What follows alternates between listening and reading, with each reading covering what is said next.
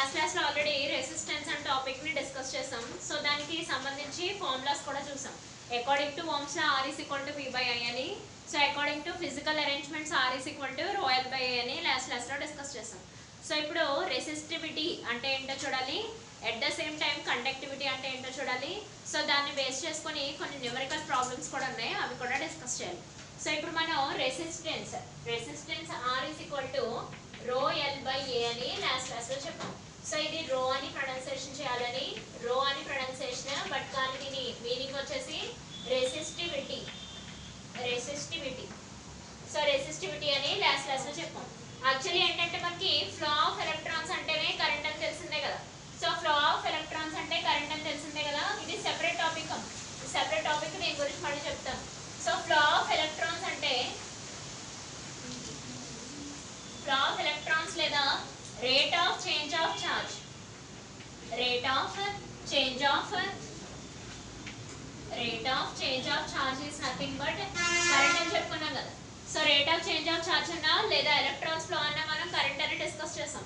But కానీ ఆ flow ఎక్కడి నుంచి ఎక్కడి వరకు జరగాలి, ఫ్లో జరుగుతుంది కానీ ఏ పొటెన్షియల్ నుంచి ఏ పొటెన్షియల్కి జరగాలనే విషయం మాత్రం ఎప్పుడూ డిస్కస్ చేయలేదు. కానీ ఈ క్లాస్లో చూడాలి ఏంటంటే ఇది మనకి ఖచ్చితంగా high potential region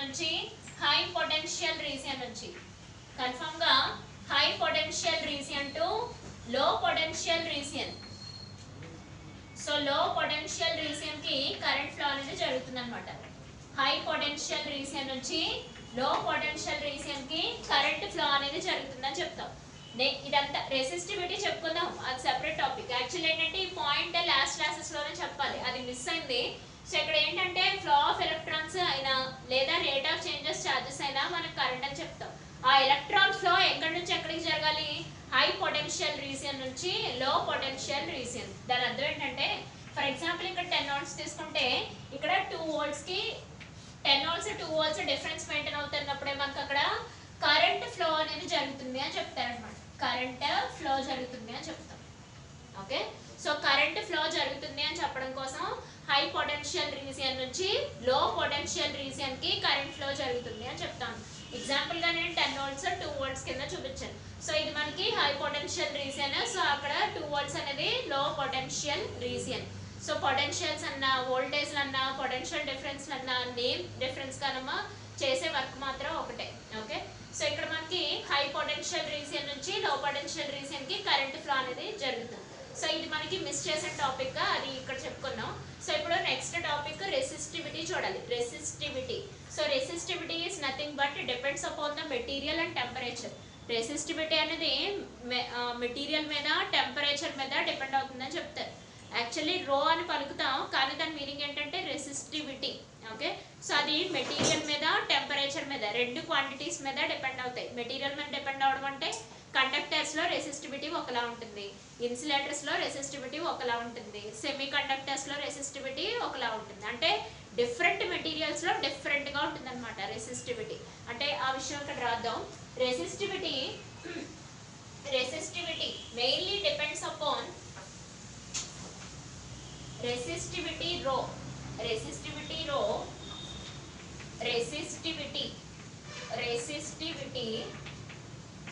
rho mainly depends upon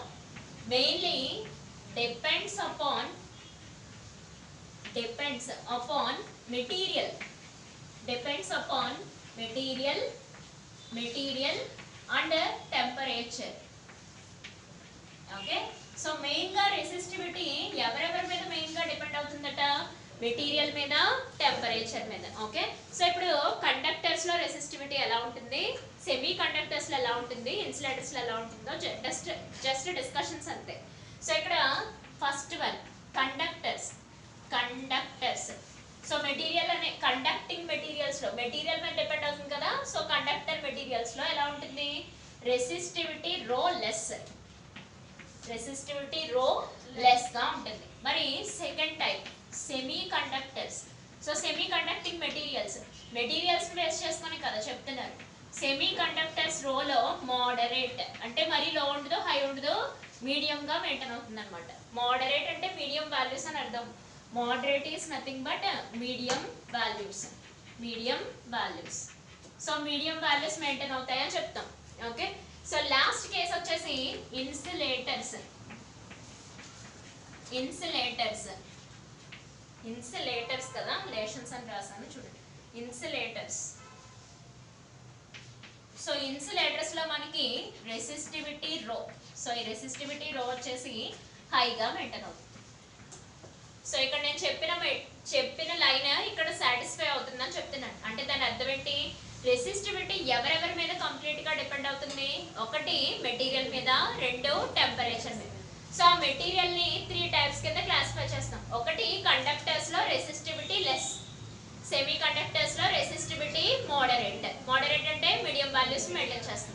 so third one insulators లో రెసిస్టివిటీ హై, అంటే మెటీరియల్స్ ని సాటిస్ఫై చేస్తుంది. నెక్స్ట్ ఎవరిని సాటిస్ఫై చేయాలి, టెంపరేచర్ ని సాటిస్ఫై చేయాలి. Resistivity mainly depends upon material temperature. Material already discuss చేసాం. సో కండక్టర్స్ అయితే రెసిస్టివిటీ లెస్, సెమీ కండక్టర్స్ అయితే మోడరేట్ వాల్యూస్, ఇన్సులేటర్స్ అయితే resistivity high values. Okay, so ఇప్పుడు టెంపరేచర్ బేసెస్ ని కూడా చెప్పుకోవాలి. కానీ ఈ రెసిస్టివిటీకి ఈక్వేషన్ ఏమవుతుందో ఒకసారి చూడండి. R = ρL/A నుంచి. సో R = ρL/A కదా, ఇక్కడ A డివిజన్ లో ఉంది. సో ఇటు సైడ్ తీసుకెళ్తే మల్టిప్లికేషన్, అంటే RA that will be equal to ρL. So ఇక్కడ లెంత్ మల్టిప్లికేషన్ ఉంది. సో అటు సైడ్ తీసుకెళ్తే మనకి డివిజన్, అంటే దాని అర్థం ఏంటి, ρ = RA/L.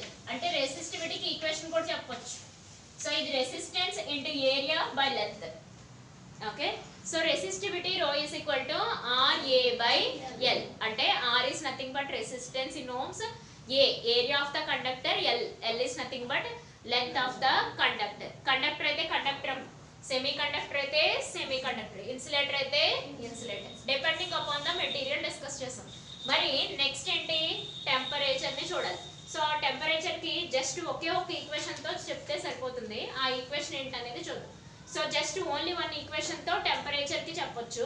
సో ఆ ఈక్వేషన్ ని డిస్కస్ చేద్దాం చూడండి.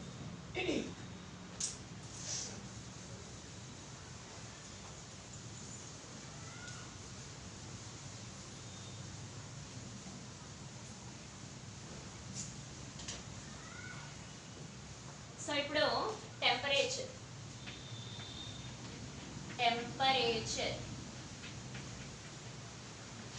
So temperature dependence.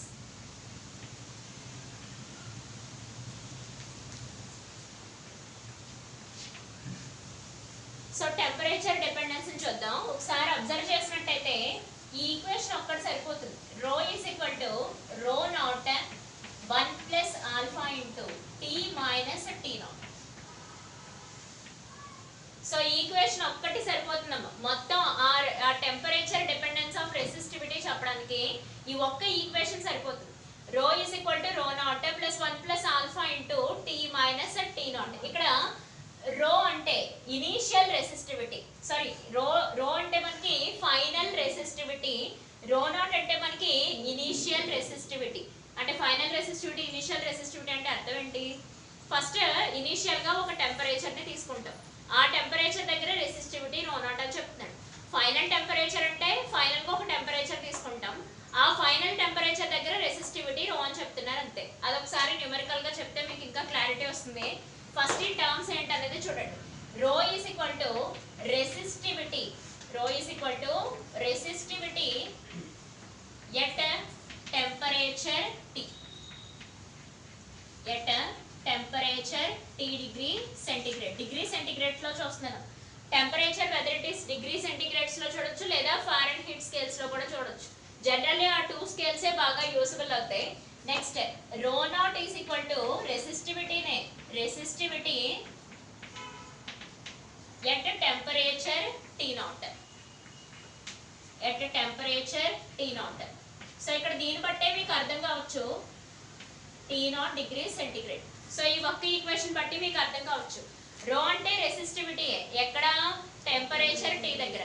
ρ0 అన్నా కూడా రెసిస్టివిటీ, బట్ కానీ ఏ టెంపరేచర్ దగ్గర, T0 డిగ్రీ సెంటీగ్రేడ్ దగ్గర. మరి రిమైనింగ్ టర్మ్ ఆల్ఫా అనేది ఒకటి ఉంది కదా. So alpha is nothing but temperature coefficient of resistivity అని చెప్తారు. Alpha is nothing but temperature coefficient of resistivity అని చెప్తారు. టెంపరేచర్ coefficient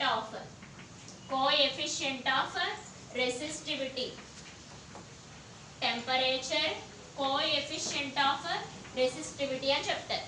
ఈ మొత్తం టర్మ్ లో ఆల్ఫా ఎంత ఇంపార్టెంట్ అంటే ఆ ఆల్ఫాని బేస్ చేసుకునే కండక్టర్స్ కి సెమీ కండక్టర్స్ కి ఈక్వేషన్ చెప్పొచ్చు.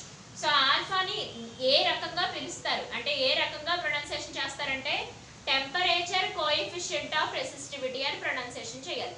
So alpha is nothing but ఏమని ప్రొనౌన్సియేషన్ చేయాలి temperature coefficient of resistivity where rho is equal to resistivity at temperature T degree centigrade, rho naught is equal to resistivity at T naught degree centigrade. So T degree centigrade daggara rho, T naught degree centigrade daggara rho naught. Alpha is nothing but temperature coefficient of resistivity అని చెప్తాం. Okay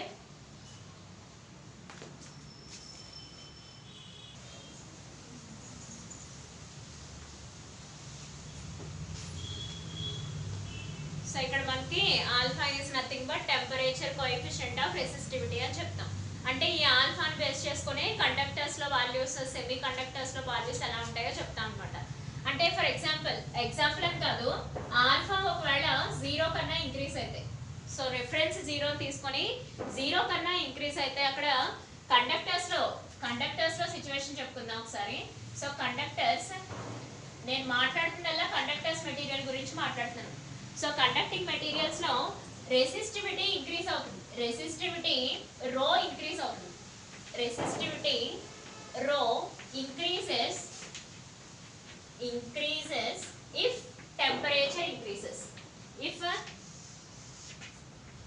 If temperature increases అంటే దాని అర్థం ఏంటి మీరు temperature ని increase చేసుకున్న కొద్దీ రెసిస్టివిటీ రో ఇంక్రీజ్ అవుతూ వస్తుందట ఎక్కడ కండక్టర్స్ లో. బట్ కానీ కండిషన్ ఏంటి ఆల్ఫా ఈజ్ గ్రేటర్ దెన్ 0 అవ్వాలి. సో చెప్పాను కదా ఇందాకే టెంపరేచర్ కోఎఫిషియంట్ ఆఫ్ రెసిస్టివిటీని బేస్ చేసుకొని సో అక్కడ టెంపరేచర్ ఇంక్రీజ్ అయితే రెసిస్టివిటీ ఇంక్రీజ్ అవుతుందా డిక్రీజ్ అవుతుందో చెప్తాం. అంటే బేస్డ్ ఆన్ ఆల్ఫా చెప్పాలి. ఈ కండిషన్ కి మాత్రమే అది కూడా కండక్టర్స్ లో. సో కండక్టర్స్ లో ఈ ఆల్ఫా ఈజ్ గ్రేటర్ దెన్ 0 అన్న కండిషన్ కి మీరు రెసిస్టివిటీని ఇంక్రీజ్ చేసుకుంటూ వెళ్తే అంటే న్యూమరికల్ వాల్యూస్ ఆ న్యూమరికల్ వాల్యూస్ ని ఇంక్రీజ్ చేసుకుంటూ వెళ్తే ఆటోమేటికల్ గా టెంపరేచర్ ఇంక్రీజ్ చేసుకుంటూ వెళ్తే రెసిస్టివిటీ వాల్యూస్ ఇంక్రీజ్ అవుతాయని చెప్పడం ఆ కండిషన్ కి. కానీ సెకండ్ కండిషన్ ఇంకోటి ఉంది. సెకండ్ కండిషన్ ఏంటంటే ఆల్ఫా ఈజ్ లెస్ దెన్ 0 తీసుకోవాలి ఈ condition. So alpha is less than 0 కానీ ఈసారి ఇవి semi conductors. Alpha is less than 0 ఎవరికి సెమీ కండక్టర్స్. ఈసారి రెసిస్టివిటీ రో డిక్రీజ్ అవుతూ వస్తుంది, రెసిస్టివిటీ రో డిక్రీజెస్ మీరు నాకులా ఇప్పుడు ఈ పెట్టినట్టు స్మాల్ ఈ పెట్టద్దు అసలు. సో స్మాల్ ఈ రాశారంటే చాలా తప్పది. సో రో ఇలా రాయాలి. ఓకే మీరు అనుకోకుండా చాలా మంది ఇలా రాసేస్తే బాగుంది కదా అని బద్ధకంగా అలా రాస్తే వేరే ఈ అంటే ఎనర్జీ కింద తీసుకుంటారు లేదా కోఎఫిషియంట్ల కింద తీసుకునే ప్రమాదం ఉంది. అందుకని రోని డిఫరెంట్గా రాయాలి.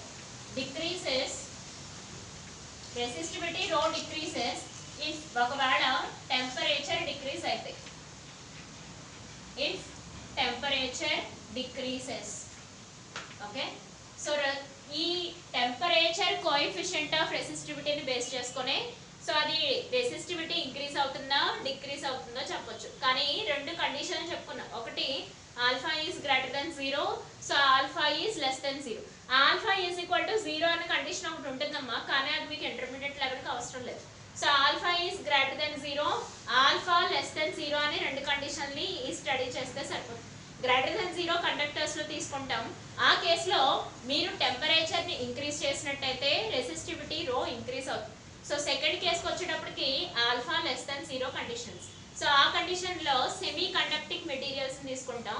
సో ఈ కేసులో రెసిస్టివిటీ రో డిక్రీజ్ అవుతుంది ఎప్పుడు ఇన్ కేస్ మీరు టెంపరేచర్ ని డిక్రీజ్ చేస్తారు. ఓకే సో ఈ మొత్తానికి ఏదైనా సరే ఈ ఈక్వేషన్ మాత్రం చాలా important. Rho is equal to rho naught 1 plus alpha into T minus T naught. అంటే ఫర్ ఎగ్జాంపుల్ రెసిస్టివిటీ రో 10 తీసుకున్నాం అనుకున్నాము ఇనిషియల్ గా, ఇక్కడ మనం 5 డిగ్రీ సెంటిగ్రేడ్ ని మెయింటైన్ చేస్తున్నాం. సో ఇక్కడ ఫైనల్లీ మనం ఇక్కడ A20 గా తీసుకున్నాం అంటే ఇక్కడ సమ్ 7 డిగ్రీ సెంటిగ్రేడ్ ని మెయింటైన్ చేస్తూ ఉంటాం అని దాని అర్థం. అంటే న్యూమరికల్ వాల్యూస్ లో చెప్పాలన్నమాట. సో 10 రెసిస్టివిటీ వస్తే 5 డిగ్రీ సెంటిగ్రేడ్ దగ్గర మనకి ఇక్కడ 20 రెసిస్టివిటీ తీసుకుంటాం, ఇక్కడ 7 డిగ్రీ సెంటిగ్రేడ్ దగ్గర. అంటే యూనిఫామ్ గా రావాలి అన్న రూల్ ఏం లేదు. నేను ఈ ఈక్వేషన్ కి చెప్పడానికి మీనింగ్ అదే. అంటే ఇక్కడ 10 వస్తే 5 వచ్చిందని, ఇక్కడ 20 వస్తే సంథింగ్ 10 రావాలన్న రూల్ ఏం లేదు.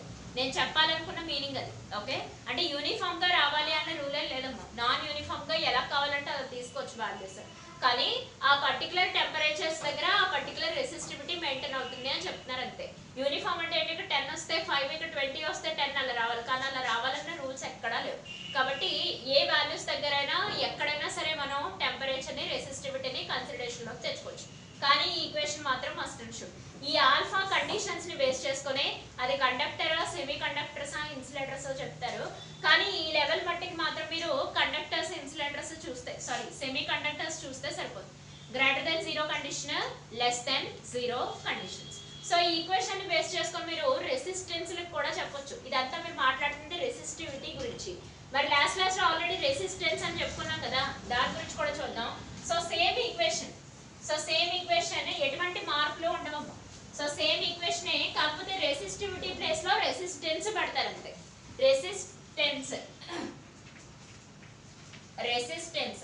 సో దీని గురించి ఆల్రెడీ లాస్ట్ లో చెప్పుకున్నాం. It is an opposing force అని, స్పీడ్ బ్రేకర్స్ అని. సో లాస్ట్ లో ఆల్రెడీ చెప్పుకున్నాం కదా.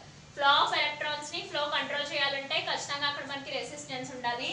అది ఫోర్స్, అపోజింగ్ ఫోర్స్ అప్లై చేస్తుందని రెసిస్టెన్స్ సింబల్ ఇదని, ఓమ్స్ యూనిట్స్ అని.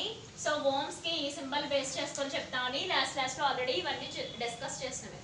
అయితే ఇప్పుడు రెసిస్టెన్స్ కి కూడా ఈక్వేషన్ రాస్తాం. So R is equal to R0 into 1 plus alpha into T minus T0. So ఎటు వచ్చి ఏం మారింది, రో ప్లేస్ లో R ప్లేస్ చేసాం అంతే, రెసిస్టివిటీ ప్లేస్ లో రెసిస్టెన్స్ ప్లేస్ చేసాం అంతే డిఫరెన్స్.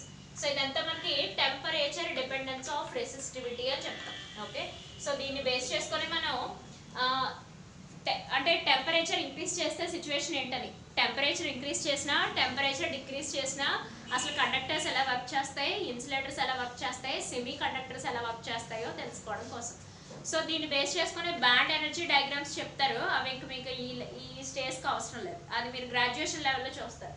సో ఇదంతా మనకి temperature dependence of resistivity complete అయింది. సో ఇప్పుడు ఒక ఇంపార్టెంట్ 4 మార్క్స్ క్వశ్చన్ డిస్కస్ చేద్దాం. అదేంటంటే రెసిస్టెన్స్ లెంత్ ఇంక్రీజ్ చేశారట 4 times. లెంత్ ని 4 times ఒక కండక్టింగ్ మెటీరియల్ తీసుకున్నారంటమ్మా. అది దాని షేప్, ఆ షేప్ కానీ, అంటే ఇది సిలిండరా, స్పియరా, లేకపోతే స్ట్రైట్ వైరా, అవేం చెప్పలేదు.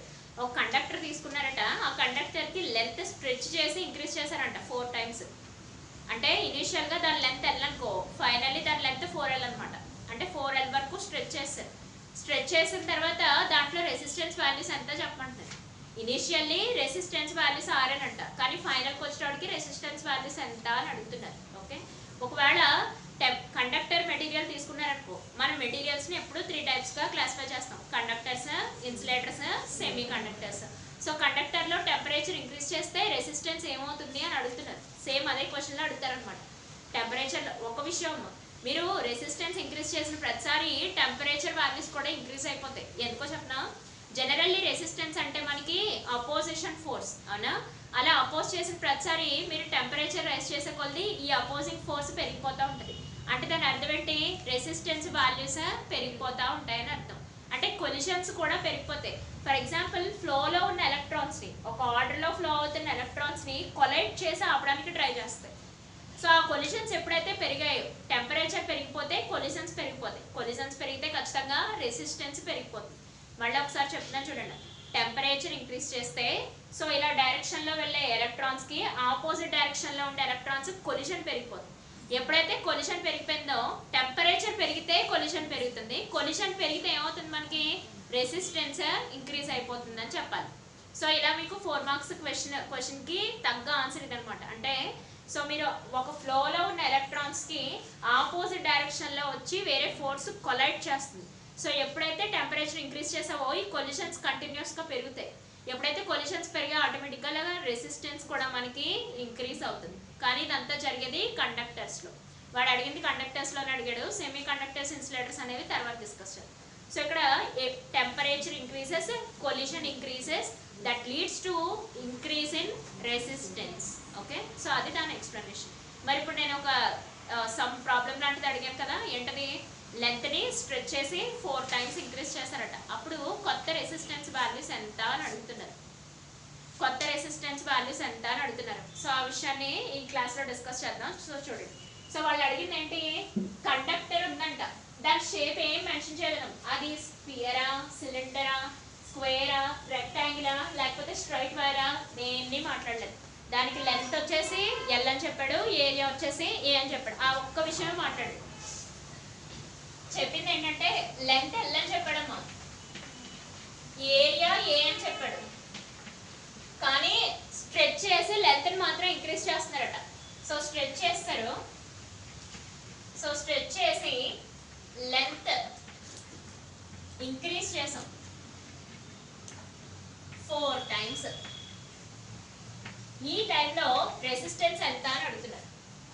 ఓకే, క్వశ్చన్ అయితే ఇది. ఇప్పుడు మన ఆన్సర్ చెప్పాలి. ఏంటి, స్ట్రెచ్ చేసి లెంత్ ఇంక్రీజ్ చేస్తారట 4 times.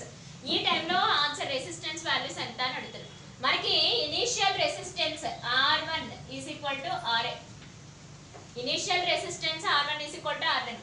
కాకపోతే మీరు ఫైనల్ రెసిస్టెన్స్ అంటే స్ట్రెచ్ ముందు, స్ట్రెచ్ తర్వాత, బిఫోర్ స్ట్రెచింగ్, ఆఫ్టర్ స్ట్రెచింగ్, ఇది బిఫోర్ అంట, బిఫోర్ స్ట్రెచ్, ఇది after stretching. So after stretching resistance values చెప్పాలి.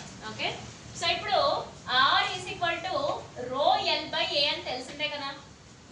So R is equal to rho L by A అనే విషయం మనకి తెలిసిన విషయమే. వాడు ఏం చెప్తున్నాడు, లెంత్ స్ట్రెచ్ చేస్తామని చెప్తున్నారు. సో ఎప్పుడైతే లెంత్ స్ట్రెచ్ చేస్తాం మనకి ఆటోమేటికల్గా లెంత్ డబుల్ అయిపోతుంది, అవునా కదా.